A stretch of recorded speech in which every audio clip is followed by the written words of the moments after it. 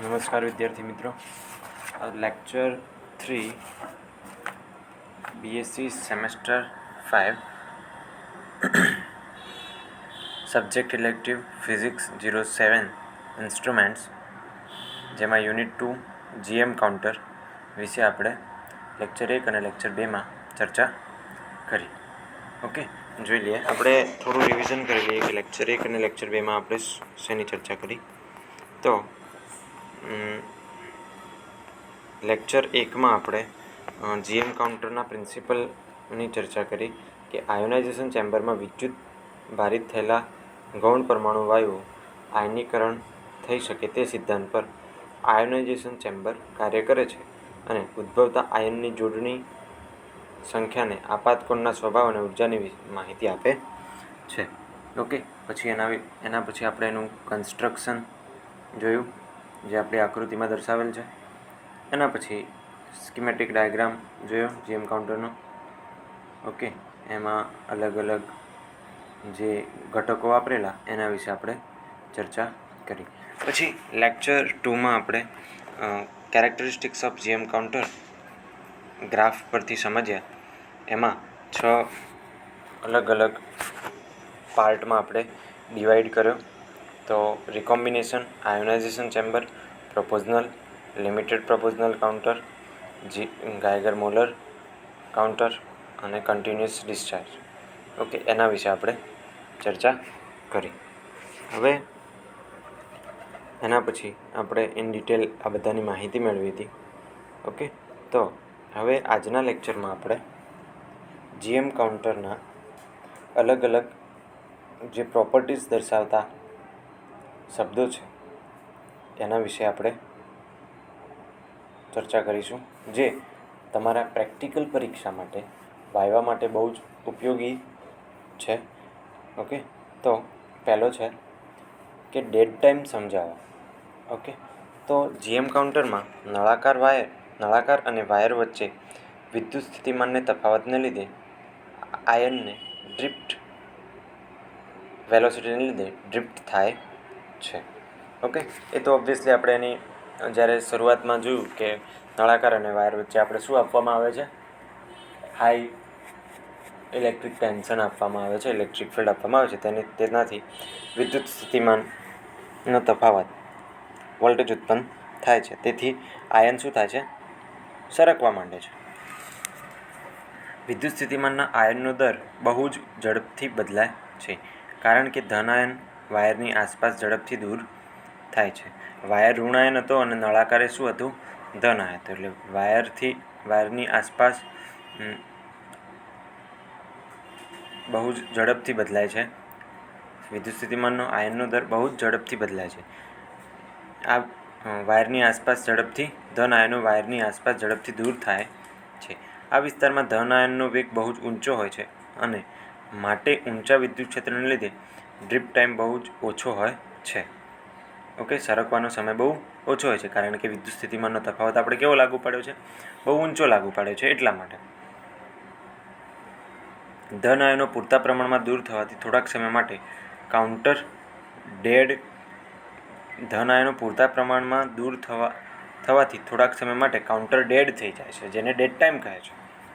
Okay, આ સમય દરમિયાન જીએમ કાઉન્ટર દ્વારા કોઈપણ પ્રકારનો રેકોર્ડ નોંધાતો નથી. ડેડનો મતલબ કે એટલા સમય દરમિયાન એ કોઈપણ પ્રકારનું આઉટપુટ આપણને આપશે નહીં. એ 0 હશે તો 0 પર જ રહેશે. આ સમય દરમિયાન જીએમ કાઉન્ટર દ્વારા કોઈપણ પ્રકારનો રેકોર્ડ નોંધાતો નથી.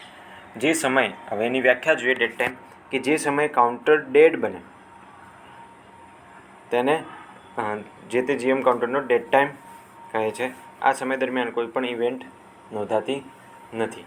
ઓકે, તો ડેડ ટાઈમ એટલે કે જ્યારે નળાકાર અને વાયર વચ્ચે જ્યારે આપણે હાઈ વિદ્યુત સ્થિતિમાન આપીએ છીએ, ત્યારે ધન આયનો વાયરની આસપાસથી ઝડપથી ડ્રિફ્ટ વેલોસિટીને લીધે સરકવા માંડે છે. આ ધન આયનો ઝડપથી સરકી જાય ત્યાં સુધી આપણું જે જીએમ કાઉન્ટર છે એ કોઈપણ પ્રકારનો કાઉન્ટ કરશે નહીં, નોંધશે નહીં કોઈપણ પ્રકારનું રિઝલ્ટ. એટલા માટે એને આપણે શું કીધું છે? એટલા સમયે શું કરશે, બંધ પડ્યું રહેશે, એટલે કે ડેડ સમય કહીશું, એટલે એને આપણે જીએમ કાઉન્ટરનો ડેડ ટાઈમ કહીશું. ઓકે, આ સમયગાળા દરમિયાન કોઈ પણ ઇવેન્ટ નોંધાતી નથી. ઓકે, હવે એના પછીનો ટોપિક છે recovery time. Dead time interval પછી જ્યાં સુધી ધન આયન એ સિલિન્ડર સુધી ન પહોંચે અને કાઉન્ટર પોટેન્શિયલની ઓપરેશન માટેની વિસ્તારની ઓરિજિનલ કિંમતે ત્યાં સુધી કાઉન્ટર રિડ્યુસ પલ્સ સાઇઝ સાથે ગાયગર વિસ્તારમાં ઓપરેટ થાય છે. હવે આજે ગાયગર મોલરની વાત કરી તો એમાં આપણે આગળ જોઈ ગયા એમ 6 પાર્ટમાં ડિવાઈડ કર્યું હતું ને એને. તો જ્યાં સુધી ગાયગર Muller okay dead time interval પછી જ્યાં સુધી ધન આયન એ સિલિન્ડર સુધી ન પહોંચે અને કાઉન્ટર પોટેન્શિયલની ઓપરેશન માટેની વિસ્તારની કિંમતે ત્યાં સુધી કાઉન્ટર ડિડક્ટ પલ્સ સાઇઝ સાથે ગાયગર વિસ્તારમાં ઓપરેટ થાય છે. ઓકે, આ વસ્તુ તમને ફરીથી સમજાવું કે ગાયગર મોલર કાઉન્ટર એ અમુક ચોક્કસ પોટેન્શિયલ એટલે કે અમુક ચોક્કસ વોલ્ટેજ ઉપર જ વર્ક કરશે. એનાથી નીચેના વોલ્ટેજ ઉપર એ રીડિંગ આપશે નહીં. બરાબર છે. એ જે રીડિંગ નથી આપતું એ જે જ્યાંથી રીડિંગ આપણા શરૂ થાય છે એનો ઓપરેટિંગ વોલ્ટેજ, એને આપણે એનો ઓપરેશન માટેનો ઓપરેટિંગ વોલ્ટેજ કહીશું. એ કિંમત સુધી ના થાય ત્યાંથી ત્યાં સુધી ગાયગર મોલર કાઉન્ટરમાં એ વર્ક કરશે. એટલે કે આ વિસ્તારમાં 5 નંબરના વિસ્તારમાં એ વર્ક કરશે. ઓકે, ચલો હવે એની વ્યાખ્યા જોઈએ તો રિકવરી ટાઈમ એ ઓરિજિનલ પલ્સ લેવલ રિસ્ટોર થાય તે પછીનો સમય છે. રિકવરી ટાઈમ એ ઓરિજિનલ પલ્સ લેવલ રિસ્ટોર્ડ થાય તે પછીનો સમય છે.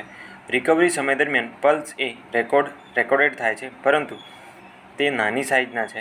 ડેડ ટાઈમ એ રિકવરી ટાઈમ 100 માઇક્રોસેકન્ડ ક્રમનો હોય છે કે જેમાં જીએમ કાઉન્ટરની કાઉન્ટિંગ રેટ 50,000 પલ્સ પર સેકન્ડ હોય છે. ઓકે, તો ડેડ ટાઈમ એ રિકવરી ટાઈમ 10 માઇક્રોસેકન્ડના ક્રમનો હોય છે, જ્યાં જીએમ કાઉન્ટરની કાઉન્ટિંગ રેટ એ 50,000 પલ્સ પર સેકન્ડ હોય છે. ઓકે, એના પછી આપણે જોઈએ ટ્રુ કાઉન્ટિંગ રેટ. ઓકે, તો ટ્રુ કાઉન્ટિંગ રેટ એ n વડે દર્શાવાય છે. તો n બરાબર અવલોકિત counting rate divided by 1 minus અવલોકિત counting rate into dead time. બરાબર છે. અવલોકિત counting rate divided by 1 minus અવલોકિત counting rate into dead time. અહીંયા જે આપણે સૂત્ર આપ્યું છે બરાબર છે, એ કોનું છે? ટ્રુ કાઉન્ટિંગ રેટનું. ટ્રુ કાઉન્ટિંગ રેટ માટે શોધવાનું સૂત્ર છે n ઇઝ ઇક્વલ ટુ અવલોકિત counting rate divided by 1 minus અવલોકિત counting rate into dead time. હવે ડેડ ટાઈમ લોસ બરાબર true counting rate minus observe counting rate. Dead time loss બરાબર સૂત્ર છે કે true counting rate minus observed counting rate. Okay, આ dead ટાઈમમાં જે લોસ થયો એની વાત કરે છે.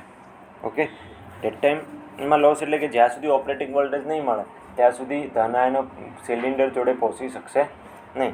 ત્યારે જે કાઉન્ટ મળ્યું, જે આયોનાઇઝ થયેલા પાર્ટિકલ્સથી કાઉન્ટ મળશે એ સમયમાં જે કાઉન્ટ હશે એ તો true counting rate minus observed counting rate. Okay, ચલો એના પછી છે ઇફિશિયન્સી ઓફ કાઉન્ટિંગ. ઓકે, એના પછી છે ઇફિશિયન્સી ઓફ કાઉન્ટિંગ. અવલોકિત કરેલા એકમ સમયના કાઉન્ટ્સની સંખ્યા n. અવલોકિત કરેલા એકમ સમયના કાઉન્ટની સંખ્યા n અને આયનીકૃત કળાની સંખ્યા n કે જે સમય દરમિયાન કાઉન્ટરમાંથી પસાર થાય છે તેના ગુણોત્તરને ઇફિશિયન્સી ઓફ કાઉન્ટિંગ કહે છે. તો eta is equal to small n divided by capital N.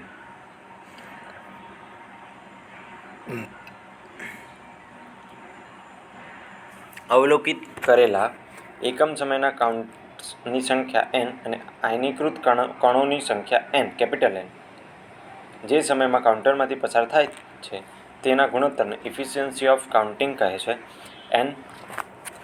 ઇટા બરાબર small n divided by n. જ્યાં એ અવલોકિત કરેલા એકમ સમયમાં કાઉન્ટની સંખ્યા છે, n એ અવલોકિત કરેલા એકમ સમયમાં કાઉન્ટ્સની સંખ્યા છે, અને આયનીકૃત જ્યાં કેપિટલ N એ આયનીકૃત કણોની સંખ્યા છે. આયનીકૃત કણોની સંખ્યા દર્શાવે છે. જો આપેલ સમયમાં 10,000 કણો કાઉન્ટરમાંથી પસાર થતા હોય તો 750 એ આ જ સમયમાં નોંધાતો હોય તો એફિશિયન્સી કેટલી થાય? તો n બરાબર 750 ભાગ્યા 10,000 ગુણ્યા 1,000 બરાબર 75% થશે. ઓકે, ચલો હવે એના પછીનો ટોપિક છે પ્લેટ્યુ. જ્યારે વોલ્ટેજ થ્રેશોલ્ડ દ્વારા વધે છે, થ્રેશોલ્ડ વોલ્ટેજ કરતાં વધશે, ત્યારે કાઉન્ટિંગ રેટ એ સમય માટે સમાન રીતે મોટો વધે છે, પરંતુ પલ્સ હાઇટ વધે છે. ઓછો વધે છે પરંતુ પલ્સ હાઇટ વધે છે. પલ્સ કાઉન્ટિંગ રેટ એ બધા જ કણો માટે સમાન રહે છે. કાઉન્ટિંગ રેટ અને લાગુ પાડેલ પોટેન્શિયલ વચ્ચેનો આ ભાગ આકૃતિમાં દર્શાવ્યો છે. આકૃતિમાં દર્શાવ્યો છે. હવે જો જ્યારે એપ્લાઇડ વોલ્ટેજ અને કાઉન્ટિંગ રેટ વચ્ચેનો ગ્રાફ દોરવામાં આવે ત્યારે આપણું જે GM કાઉન્ટર છે એ 900 વોલ્ટ ઉપર ઓપરેટ થતું હોય. ધારો કે એ કેટલા વોલ્ટ ઉપર ઓપરેટ થતું હોય? 900 વોલ્ટ ઉપર ઓપરેટ થતું હોય તો 900 વોલ્ટથી કાઉન્ટ રેટ વધશે. જેમ વોલ્ટેજ વધશે એમ અમુક સમય આવશે એટલે એ શું થશે? કોન્સ્ટન્ટ થઈ જશે. એટલે કે અહીંયા આકૃતિમાં દર્શાવ્યા પ્રમાણે 1000 વોલ્ટથી તો 1200 વોલ્ટ વચ્ચે એ શું થઈ જશે? કોન્સ્ટન્ટ થઈ જશે. હવે 1200 વોલ્ટથી જેવા જ વોલ્ટેજ વધશે તેમ એ પણ ફરીથી શું થશે? એકદમ પીક લઈ ઉપર આગળ વધવા માંડશે. પણ વચ્ચે આ જે સ્ટેડી થઈ ગયું એને શું કહેવાશે? પ્લેટ્યુ કાઉન્ટ કહે છે. શું કહે છે? પ્લેટ્યુ કાઉન્ટ કહે છે. આકૃતિમાં એક્સ અક્ષને સમાંતર સીધી લાઈન છે. આ વક્રનો સીધો ભાગ એટલે કે પ્લેટ્યુ. આપણે જે કીધું ને હાલ આપણે જે વાત કરી, આ જે ભાગ છે એને શું કહેવાશે? પ્લેટ્યુ કહેવાશે. ઓકે, તો સારા GM કાઉન્ટરમાં પ્લેટ્યુ વિસ્તાર 200 વોલ્ટ કરતાં વધુ હોવો જોઈએ. પ્લેટ્યુ કાઉન્ટ GM કાઉન્ટરમાં 200 વોલ્ટથી વધુ હોવો જોઈએ. પ્લેટ્યુ એ સ્લાઇટલી સ્લોપ ધરાવે છે. જે ઓપરેટિંગ વોલ્ટેજ 100 વોલ્ટથી વધે ત્યારે કાઉન્ટિંગ રેટમાં 2% વધારો દર્શાવે છે. આ સ્લોપ એ એન્ડ ઇફેક્ટ દરમિયાન જોવા મળે છે જ્યારે બહુ જ હાઈ હોય. ઓકે, તો પ્લેટ્યુ એટલે કે જ્યારે આપણે આપણા GM કાઉન્ટરનો ઓપરેટિંગ વોલ્ટથી આ વધવા માંડશે, અમુક સમય સુધી એ વચ્ચે કોન્સ્ટન્ટ રહેશે, ફરીથી વધવા માંડશે. આ જે વચ્ચે સ્ટ્રેટ લાઇન મળી એને શું કહેવાય છે? પ્લેટ્યુ. બરાબર છે? ઓકે, અને આ જે પોઈન્ટ છે એને આને એક જ મિનિટ ફરીથી દોરીએ તો આ જે ગ્રાફ છે આ વોલ્ટ છે એ ઓપરેટિંગ વોલ્ટેજ કહેવાશે. ઓપરેટિંગ વોલ્ટેજ અહીંયા આવી અને અહીંથી આમ સ્ટેડી થશે. થોડો વધશે, માઇનોર, પણ રહેશે કેવો? સ્ટેડી, સીધી લાઈન જે રહેશે. તો આ જે પોઈન્ટ મળશે એને કહેવાશે થ્રેશોલ્ડ. થ્રેશોલ્ડ વોલ્ટેજ કહીશું. શું કહીશું આપણે? Threshold voltage. અને આ જે સ્ટ્રેટ લાઈન મળી એને કહીશું પ્લેટ્યુ. શું કહીશું આપણે? પ્લેટ્યુ કહીશું. ઓકે, અને પછી આ રીતે આગળ વધશે. ઓકે, ચલો લાસ્ટ ટોપિક છે તો કે application of GM counter. GM counter એ ન્યુક્લિયર રેડિયેશનના ડિટેક્ટિંગ માટે અને વીજભારિત કણો શોધવા માટે ખૂબ જ ઉપયોગી છે. તે કોસ્મિક કિરણોની તીવ્રતા તથા કોસ્મિક કિરણોના ઇવેન્ટ્સને નોંધવા માટે મોટે ભાગે ઉપયોગી છે. તે કોસ્મિક કિરણોની તીવ્રતા અને કોસ્મિક કિરણોના ઇવેન્ટ્સને નોંધવા માટેનો મોટા ભાગે ઉપયોગી છે. આજના લેક્ચરમાં આજે આપણે ચર્ચા કરી ડેડ ટાઈમ શું છે, એના પછી રિકવરી ટાઈમ, એના પછી true counting rate, efficiency of counting, plateau અને એપ્લિકેશન ઓફ GMC. ઓકે, અહીંયા આપણે GM કાઉન્ટર ટોપિક પૂરો કરીએ છીએ. આવતા નેક્સ્ટ લેક્ચરમાં આપણે યુનિટ 1 વિશે ચર્ચા કરીશું. તો થેન્ક યુ.